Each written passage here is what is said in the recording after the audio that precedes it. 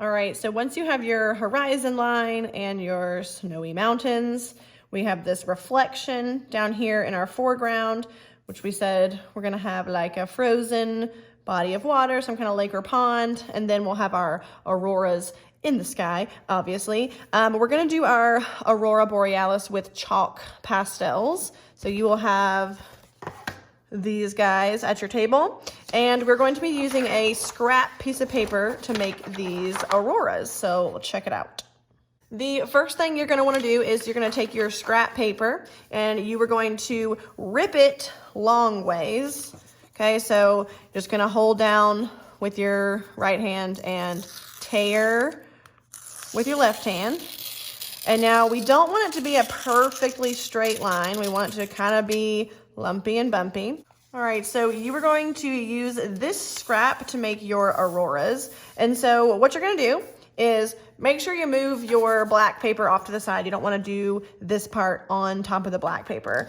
You are gonna have a color wheel and, like I said, the chalk pastels. And you want to pick 3 or 4 analogous colors, so colors that are next to each other on the color wheel.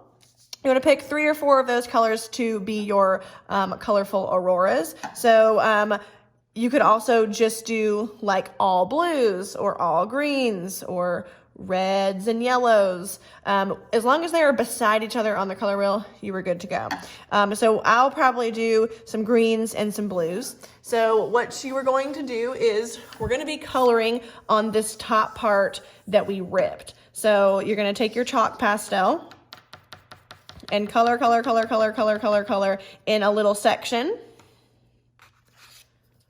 Color in a little section.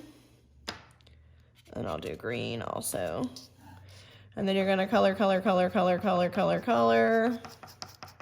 And then I'm gonna just continue that little pattern all the way down my little scrap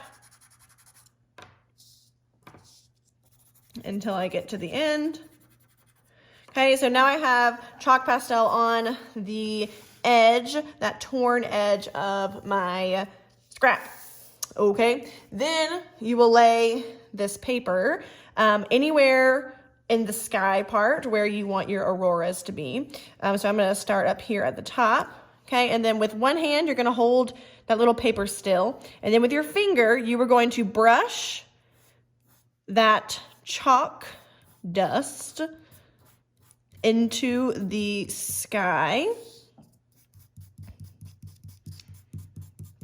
And you'll notice that as I'm brushing, I'm going in one direction. I'm not going back and forth. So I'm taking my finger and pressing out. I'm not going out and in. I'm just going out. Okay, and then when you move your paper, isn't it so magical? Oh my gosh, so cool, love it. Okay, so now since we have a reflection in our foreground, you are going to use this same paper. You're not going to add any more chalk to it. And we're going to flip it upside down. So here's where our aurora is in the sky. If it was a reflection, it would be down here in our little pond. And then what you can do is you're going to do the same thing, and this reflection is going to be a little bit lighter, so it's not going to be quite as vibrant, but that makes sense considering that it's a reflection. Okay, whoops. So you're going to drag that chalk dust into your reflected part. And so you can see up here, it's a lot more brighter. And then down here in our reflection, it's a little bit muted or a little bit more dull, but that's okay because it is our reflection. But we have the same colors reflected down in the bottom. If you have dust on your hands or if you have chalk dust on your paper, don't try and brush it away. You're gonna wanna like tap it, okay? That way it does not smudge on your paper. Okay, now I'm going to move that again, and then I'm going to make another strip of paper. So I'm going to do the same thing and just tear that. So now I have another one that I will maybe put on the next part of my paper. I think this time I'm gonna do pink and red. So I'm gonna do the same thing and color along the ripped edge of my aurora. Let's see, I'll do this little orangey red. Make sure that you are picking colors that are next to each other on the color wheel. These are called analogous colors.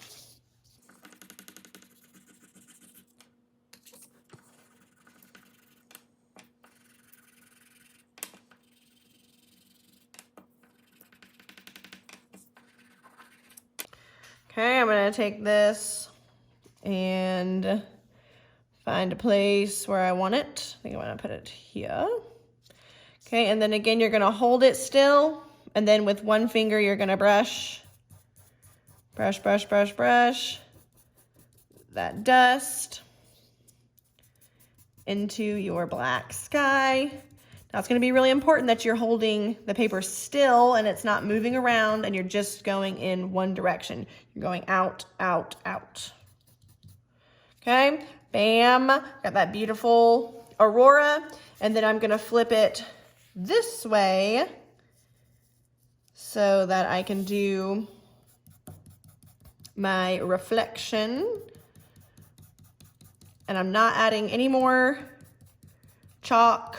I'm just using the leftover chalk in my reflection. Boom. So you can keep going, rip another strip, add another one. Just depends on how much space you have in your sky. You might be able to fit 3 or 4, maybe just 4, maybe 5. Kind of depends on how big your sky is. But each one you'll rip a new strip, color those analogous colors, brush it into the sky, and then do your reflection in the foreground down here.